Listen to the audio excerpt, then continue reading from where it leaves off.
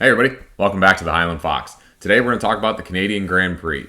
Last time we were here was 2019 when Sebastian Vettel won, and then he didn't. And if you ask him, he still won it. So, what do you think? First thoughts about the Canadian Grand Prix? I thought it was exciting to be back. I was excited to see Alonso on the front row in 10 years? So that's a perfect place to start. Yeah. So, big three takeaways from this. The first one, Alonso qualified P2. It was the first time he was on the front row in I think about 10 years. Yeah.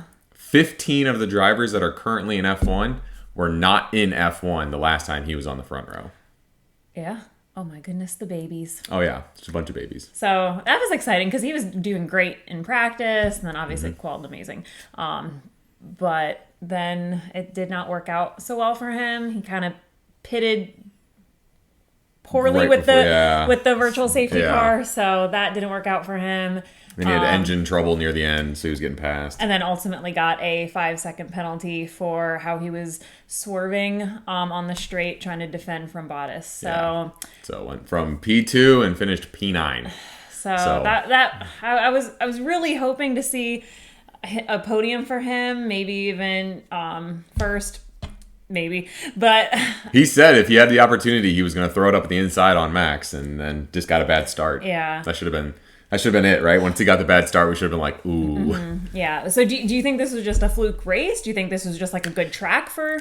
So Alpine is a fast car all of a sudden because Leclerc could not catch Ocon for a bunch of laps. They eventually had to pit him. I know that was. And Leclerc had DRS the whole time. I just don't think Alpine's reliable enough, which, I mean, Checo had gearbox issues, and then Ferraris had their fair share of issues. So I guess everyone's, besides Mercedes, everyone's having reliability issues. But I think it was the wet weather. He's, amazing in wet weather. It was a wet weather qual. So he got the great lap and then fell back to, I would have said P5 is where he probably should have been, but not P9. Yeah. But oh well, I mean, it was fun to watch, but ultimately I was like, Yeah. So who knows? Maybe we'll see some more flashes from him. I thought Ocon. I mean, for Alpine, I thought it was a pretty good race for them. Yeah. So it was fun to watch Ocon too. Mm-hmm. Okay, so we're gonna go on from some bad news to some worse news. I'm really happy today. Right? Yeah, I know. The second point: Mick Schumacher qualifies 6th. Magnussen qualifies 5th. And they both finished out of the points. Mick had engine trouble. So for all the hate that Mick gets, should he have scored points by now? Probably. But it's really hard when last year you had an F2 car against F1 cars, and then this year they have reliability issues. So talk about Mick. At some point, sorry, because yes, I feel like he should have scored points. However, if you have a crap car, I don't know, I always go back and forth, could Hamilton score points in a Haas? Probably, but he's been around for a lot longer, so it's Mick is there, and he would have been there today. He was looking great, and then it wasn't even his fault. But I feel reading some of the interviews and stuff, I'm the way that people word it, it's pushing it on him. Yeah, I am sorry, don't you dare do that. So that was tough. And even Mag, I was like, ugh.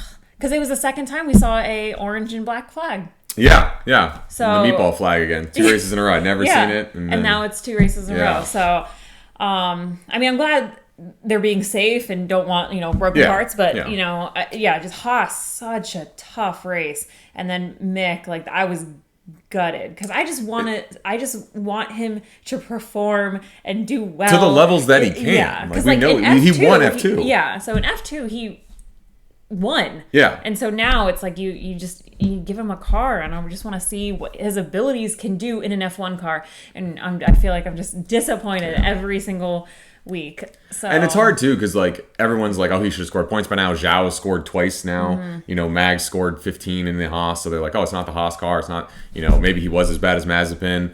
But then you look at Russell. Russell didn't score his first points in a Williams for 43 races. Yeah, and Mick's only on 31. Yeah. So it's Latifi has scored points in a Williams, but he had more points than Russell at the same mark at the 43 race mark. Yeah. So again, it's Russell's. You all see what Russell's doing. He's been finished fifth in every fifth or higher in every race. So it's to me, I still want to see Mick a little bit longer. Now, am I a fanboy of his dad?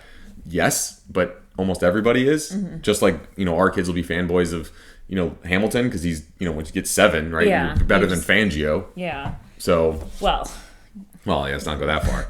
but yeah, so I don't know. That was disappointing to me. Just like Mick alone and then Haas as a whole.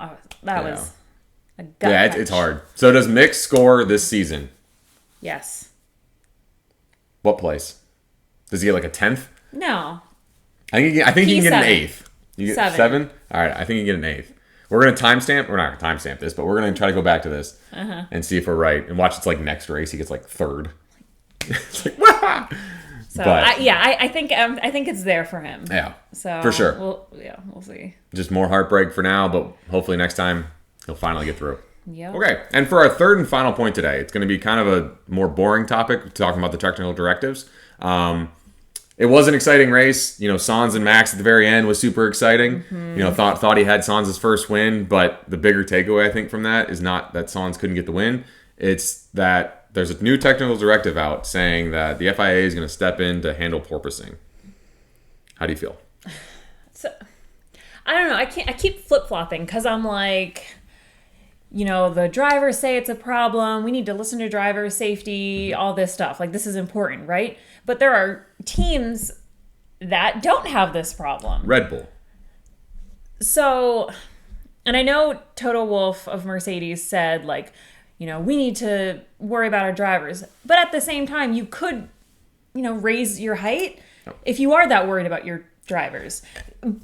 So I don't know. I feel like they're kind of in a tough, I feel like it's a tough pickle because, like, you don't want to dive in and help, but... Yeah, and that's where I'm at, right? Like, Red Bull figured it out. Ferrari has it controlled, even though Sainz does have some issues with it. And, I mean, even Perez has mentioned it before, so it's not like all the drivers are okay with it.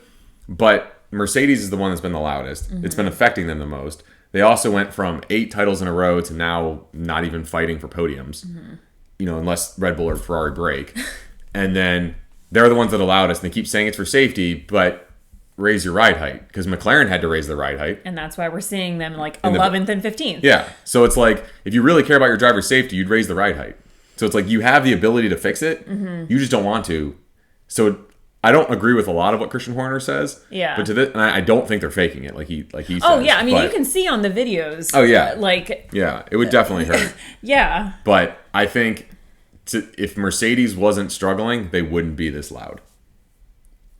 Yes, I agree. Yeah. I agree. So I don't dislike Mercedes. I think it's just, again, Ferrari would do it if they were losing. Yeah, I think Red Bull would any team really in their situation. I mean, absolutely, Red Bull would do it. Oh yeah. But yeah, I think any team in their situation, if you can get an advantage, you're going to take it. I mean, Horner, Toto, everyone has said that. Like, if that's your job as team principal. Yeah. So. And the FIA has shown they can be influenced. So why would you not try to influence to help your team out? Yeah. Especially if it's going to hurt your rivals. Because you got to think Red Bull and Ferrari dumped money in to stop the porpoising. Not that Mercedes hasn't, but if Mercedes can get the fix, then they're right back to it. And Red Bull and Ferrari are, well, mostly Red Bull. This isn't going to hurt Ferrari that much. Because they porpoise a little bit, but Red Bull is the one that's going to really hurt. Yeah. So I don't know. I don't really agree with their decision, but they're going to say it's for the sake of safety and... Do they just change the directive then to say you have to ride at a minimum ride height? Because all the team principals at the beginning of the season voted against having a minimum ride height. Well, now that they're having problems, does the FIA step in and say, okay, while you're having porpoising problems, you have to ride at this height. That way, it doesn't help any team that's porpoising, but it also encourages them to fix their problem. Maybe I don't know. I don't know where they're going to go. This is why we're doing a YouTube channel and not actually on the FIA. Yeah. We can pretend we know what we're doing. Yeah. So I don't know. I don't know. I don't know how this is going to play out. Yeah, we'll see. They said by Canada they're going to get, or not by Canada, by Silverstone in 2 weeks they're going to have it a little bit more fleshed out. So we'll have to see. Yeah, all of a sudden Hamilton and Russell are 1-2. We're like, they got it. In England. Oh, they're both British drivers. That would be pretty sick. That'd be pretty sick. So any final thoughts? So my final thoughts are Leclerc had a run probably just as good as Hamilton's in Brazil, going from P19 to 5th. You know, Yeah, now, especially getting caught up that many times Yeah. behind the DRS train, especially like he in had these new cars. a 6-second pit stop. So like nothing went right for Leclerc still, and he still managed to get all the way up to 5th. Now he's 50 points behind Verstappen. So yeah, but I mean, gone, a good race is a good race, you know. So, but no, it was fun to watch the cars be able to be, even the Sans, right? To be able to be 15 laps. DRS every time, right? These cars can absolutely follow, and that's really exciting to see it this year. They definitely showed what these new cars could do. They pushed them, and Max was saying like those last few laps, he was like, "This is it, yes, that's I racing. love it, yeah." So it was fun to listen to like the interviews after of those. Yeah. So what about you? Final thoughts? I feel like I just kind of agreed with you. Oh, you want to piggyback off mine? Sure will. That's fair enough. All right. Well, thanks for stopping by, guys. See you later.